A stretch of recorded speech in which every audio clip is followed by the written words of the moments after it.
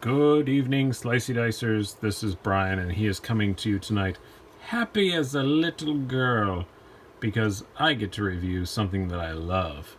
It's much more fun reviewing something that you love than it is to review something you're kind of meh about, or I don't like it. There's no meh about this. I really like this. I'm very happy to be reviewing it. This is the Spyderco Manix 2 Blade HQ exclusive with natural G10 handles and an M4 blade.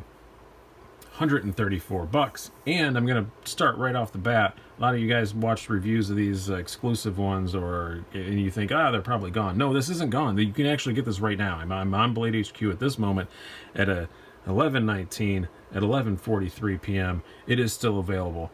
And I'm going to put a link down here to it. So if you love this review and you want to get one, get it. And I don't know, tell them you saw me talk about it. Very cool, awesome knife. I'm going to step back here and talk about the Manix 2 a little bit itself before we get into the specifics of this one. I think if you watch this channel, you know I love the Manix 2. It is a knife I carry a whole lot. Not in this version. I've had for a long time. We'll talk more about this. This is a Manix 2 lightweight I've had, in G10 Steel I've had for a while, and this is the knife I grab more often than anything else I have. I love the ergonomics of it. I love a lot about it. Originally, the Manix came out in 2004. The Manix 2, according to the literature that came with the knife, which I'll show you here. Might as well show it to you. It came in this box. We're not going to complain about the Spyderco box tonight. I'm not going to say anything other than I wish it was better. But it came with this, with the silica don't eat me stuff, which is required for this knife. I'll get into why later. You should have that in the box with it. Here's its special letter explaining that it is a Blade HQ exclusive and talks a lot about the Manix 2. And then in the actual literature, which I love that Spyderco does send literature that's specific to the knife, it talks a little bit about the history of the Manix, about the Manix 2, which I think is cool. I like that. I'm a nerd, and I like to read that stuff, and I like to read it like from the manufacturer in the box. That's awesome. But yeah, the original Manix, according to that literature that you just saw, came out in 2004. The Manix 2, according to that literature, was inspired by a smaller version of the Manix. So I've never seen an original Manix, guys, and now I am morbidly curious, because this is a good sized knife. It's pretty big. How big is the Manix? That must be pretty big, because this is not a small knife, and the Manix was apparently originally bigger than this. I don't want to get off on a whole thing about that, but what the Manix 2 has become is like they're one of their most popular lines, and the thing that defines Manix, and I think its defining feature, is definitely this ball bearing lock, which is fairly similar to, they say, and a lot of people say anyway, to a Benchmade axis lock. Kind of, I guess. This has a lot more tension on it than that, but I like it. It's cool, and it's very fun to play with. I think it's nearly as fun as the axis lock. Maybe not quite. I keep banging it off the stops. I don't need to flick it as hard as I am, but yeah, it's fun. Or you can use the usual, you can use the usual Spidey flip on it, and it works fine when you don't have a tripod in your way and you're trying to look cool. This isn't going well. There we go.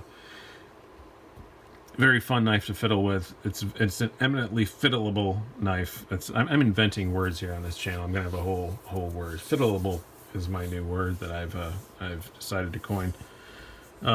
It comes in a million different versions, as I said in the Spyderco Paramilitary 2 video, and I will reiterate in this one because I think it also applies to it.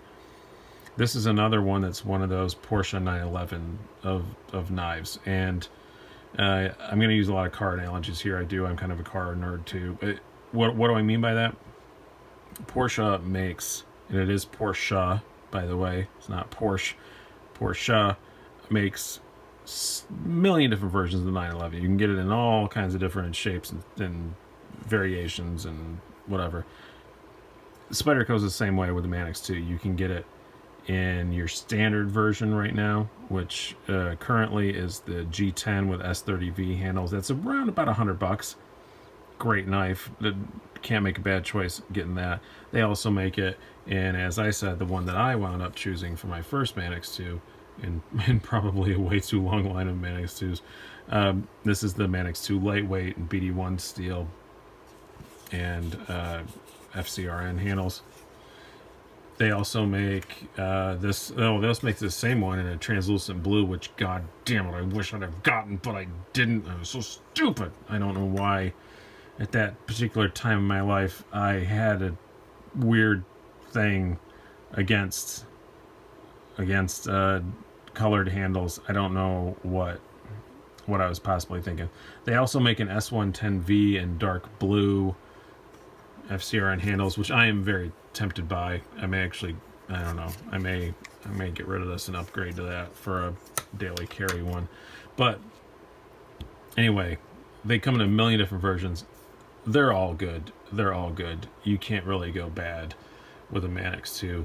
Whichever one you get, you're going to be happy with. It's just, if you're like me, you may be up at night obsessing about the one that you didn't get, which is almost, and this applies for the paramilitary too. I'm going to do a comparison on these two later, but it's almost a problem with this knife is once you decide, okay, I like the blade shape, I like the ergonomics, I like the company, I want a Manix 2. Now I have to obsess for 3 days about which one I want, because they come in so many different versions. Which one do you get? Which one do you get? It's really hard. It's a really hard choice, but it's a first world problem. You know, if you're buying a nice knife, the cheapest one they make is $80. The most expensive, right now anyway, there's been some sprint runs that have been more. The most expensive one I'm currently aware of is this one. This is only $135. It's not crazy money, so. But it is a first world problem. Which one of these do I get? Which one do I do? Which one do I do? It is a thing though, and if you're obsessive like me, you're going to be up a lot. Let's talk about the aesthetics of this particular one. Get back. Let's focus on this particular one. Like I said, this is the natural G10. This is what G10 looks like if you don't actually, you know, dye it another color. And man, I gotta say, I freaking love it. I freaking love it. I'm saying freaking, I would rather use the proper F word. If you guys think it's okay for me to use the F word on this channel, you let me know, but I try not to. But man, I freaking love it. I really like the way it looks. I wasn't sure about it in pictures. I knew it would look better in person, and man, it does. Some people call it green, some people call it jade, but this is just natural G10. This is just how it looks. And I really like the way it contrasts with all the shiny bits. The shiny bits on this are very shiny and very cool. And I'm not usually I don't get super stoked about shiny pocket clips, but it works with this aesthetically. It works. And all the other shiny details, it's very good. You got a, you know, partially closed off liner there. We know a lot about the Manix 2, and the standard thing is very super scaled out. What I like, you can see all the scaling on it. You can see how scaled out this is. I'm getting the stats in a minute, but this is not a super heavy knife. It's not super light either, but it's because that's why they make the lightweight, hence the catchy name. But yeah, I like the way it looks, and I think the blade, the look of the M4 matches everything good. This is a very, very, very pretty looking knife in my opinion. I think it's great looking. Let's get into some stats. What is this? Overall length of 8 inches. You got a blade length of 3.375 inches. Blade thickness 0.13, which is pretty thin for a knife this big. It's got your standard leaf-shaped Spyderco blade. Very good for that. That's what makes the Manix 2 such an awesome slicer, and part of the reason why I love it. Like I've said in other reviews, I slice a lot of cardboard in very long lengths. I might be slicing a 60-inch box and have to do it in, you know, one slash, and the Manix 2 can do that, and that's part of the reason why I love it so much, because it's such an awesome slicer. Now your standard, you flat ground blade, satin finish. There is I thought I was wrong. I thought that this was going to come in a coated blade and it was sold out, but it isn't. It's just not available yet. So because it said, you know, out of stock on Blade HQ, but who knows? I'm an idiot. I might wind up getting another one. Who knows? But that's another thing altogether. what other stats we want to talk about? It is right hand, left hand. It is tip up only, but that's fine with me. That's how I carry most of my knives anyway, so that doesn't bother me a lot. As like I said, you can do it's. You got multiple opening options, so it is a very ambidextrous knife. I talk about that a lot because my son's a lefty and he's becoming kind of a knife nerd. So I'm with you, lefties. I'm not a lefty, but I'm a lefty ally, I guess. Country of origin, made in Golden, Colorado, USA. Earth. We've already made a lot of jokes about how they talk about Earth on here in case it was Golden, Colorado, Pluto. That's not even a planet anymore. Planet X, wherever, but yeah. Made here in the United States, which is pretty cool. What are we going to talk about? Let's talk about some size comparisons. Let's do that. You guys probably want to see some stuff. It's pretty obvious. I'm just going to set this here. It's a Manix 2. They're all the same dimension. They're all the same. I know the little trickery of camera-ness, but they're identical in every possible dimension. We got your Delica 4. This is not a small knife. It's a pretty big sucker. But at 4.2 ounces, not particularly heavy. This one, by the way, backtrack a bit. This is 2.8. The lightweight is a lightweight. Again, hence the catchy name. Compare it to your Paramilitary 2. This is the S110V one. Yeah, they're fairly similar in length and all that stuff, and in blade length, much different blade shape, but this is much wider in your pocket. When you fold this sucker, you look compared to that. Yeah, this is a lot wider. So that is something to think about. This definitely is not a knife you can say disappears in your pocket. Is it obtrusive and crazy and obnoxious? No. I carry one a lot, but it does not disappear in your pocket. If you're going to carry this, you probably don't want to put stuff in your pocket that you're getting out often. Like, you probably want to put your wallet in next to it, because I'm a front wallet pocket guy, because I don't like sitting on stuff. So if you're like me and you carry a tiny, small, front pocket wallet, you don't want to put that in the same pocket as this. I usually carry this, and confession 700. I'm a filthy vapor, and this is the vape pen thing, or pen, whatever, vape thing that I carry, an Aspire Breeze or whatever.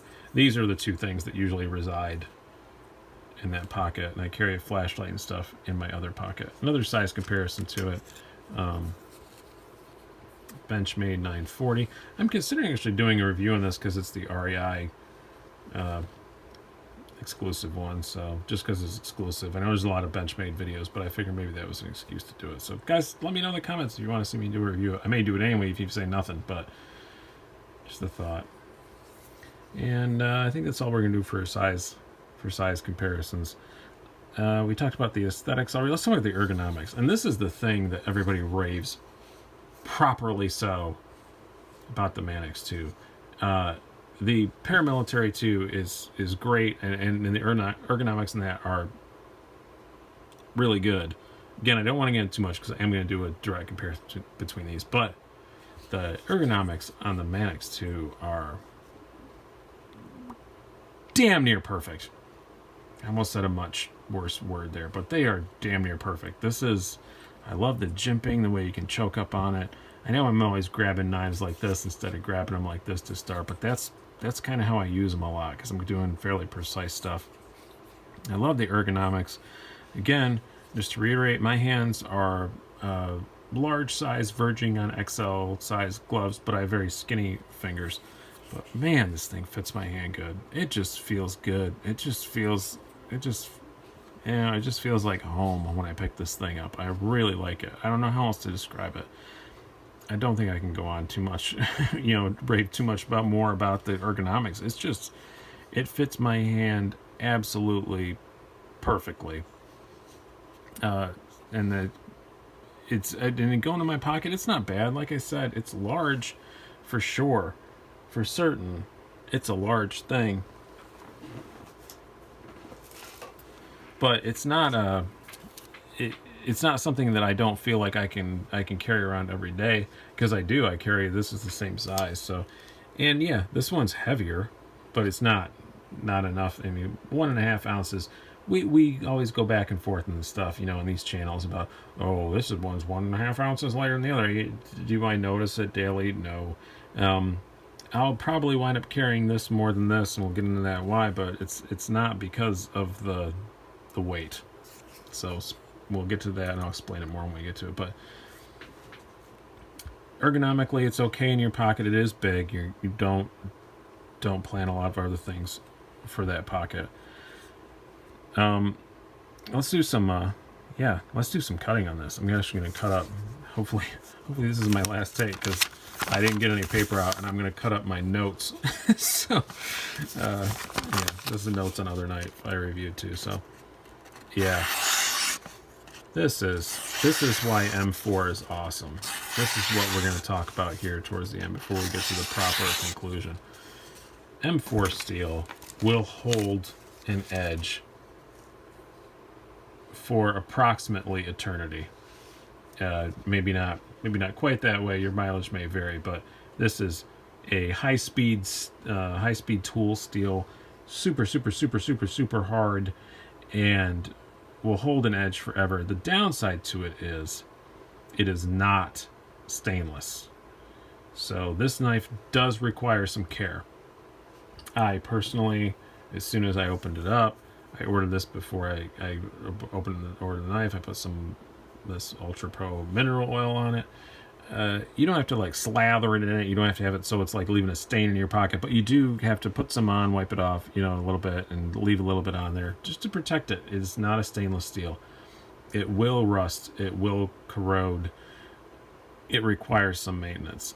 Now, I personally like to play with my knives. I don't mind that. Some people might be really annoyed by that. If you're a really hard worker and you're working all day, I could envision a situation where you're out in the muck and the mud and the grossness, and you could get enough schmutz and stuff on this that in one day, you know, if you forget to clean it off when you get home that night, you could wind up with some corrosion on there. So if that's your bag, this may not be the version of the Manix 2 to get. But as I said, there are other choices. And my other one is a BD1 that's not known to be super corrosive resistant either. So but it's a lot cheaper, so I'm not going to be as upset if this gets corroded. So I guess I'm 6s on that one. Both of them are capable of getting corroded. This one more than the BD1, even though probably these are known to get corroded pretty well. Now, as an everyday carry knife, is this something I'm going to carry every day? As much as I've just raved about how amazing this knife is and how much I love it, is it a knife I'm going to carry every day and put in my EDC rotation? No, it's not, to be honest with you, because of the aforementioned. I'm worried about it getting corroded, and maybe I shouldn't be, but I am. And I have another Manix 2 that's got ergonomics that are, I like the handle on this G10 better than I like this. Although this is probably more functional, but as far as looking at it, you know, and just touching it and the tactile feel of it, I like the G10 better. But no, I'm probably not going to carry it every day. I'm probably going to still keep carrying the Manix 2 lightweight every day, because it's $82 or $83, and the steel lasts longer. And if that one gets ruined, it's not a limited run. And if this one gets ruined, I don't really give a shit. I mean, I'd be annoyed, but I can get another one anytime I want, and I wanted the translucent blue anyway, so maybe I should have got that. But no, it's not one I would carry every day. It's not going to be a drawer queen. I mean, I'll use it sometimes, but it's also a knife that, you know, these are exclusive runs, and when you are buying knives that are exclusive runs, part of your brain thinks maybe Blade HQ will sell out, and the price of this will go up, and I can sell it and get something else. That's not my plan. I don't want to become a knife flipper, if that's a thing. But yeah, part of my mind thinks that. So I'm going to take care of it. I'll use it sometimes, a little bit here and there. I'll feature it in reviews because I just think it's freaking gorgeous. But no, it's not something I'm going to carry. But I am super ultra happy. On a scale of 1 to 10, I am 14 excited and happy that I got this. So I really hope you guys have found this review informative of this particular Manix 2 and the Manix 2 in general. I'm sure you're going to see more content about this knife in the future. Thank you guys so much for your warm welcome. I've got a video coming up. I'm going to do a giveaway, probably kind of prematurely, but I want to thank you guys for all the great support you've given me. I've been Brian. Thank you guys so much for watching. Have a good day, night, morning, evening, whatever it is, wherever the hell you are. Thank you guys.